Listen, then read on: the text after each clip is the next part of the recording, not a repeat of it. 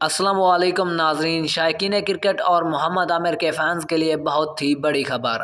आपको बताते चलें कि मोहम्मद आमिर ने आज मैच में तबाहकुन बॉलिंग की है। मोहम्मद आमिर ने आज इतनी तेज़ बॉलिंग की कि किसी भी खिलाड़ी को टिकने ना दिया। आज पाकिस्तान और वेस्ट इंडीज़ के दरमियान प्रैक्टिस मैच था और आज मोहम्मद आमिर की तबाहकुन बॉलिंग ने वेस्ट इंडीज़ के छक्के छुड़ा दिए हैं। आपको एक और अहम बात से आगाह करते चलें कि 20 अक्टूबर को पाकिस्तान का इंग्लैंड के साथ प्रैक्टिस मैच है।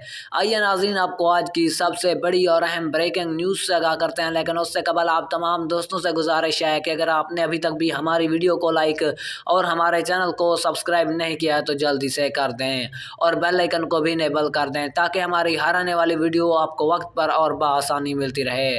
दोस्तों, आज मोहम्मद आमिर ने मैच में बहुत ही तेज़ और अच्छी बॉलिंग की है जिसकी वजह से वेस्ट इंडीज़ की बैंड बज गई है।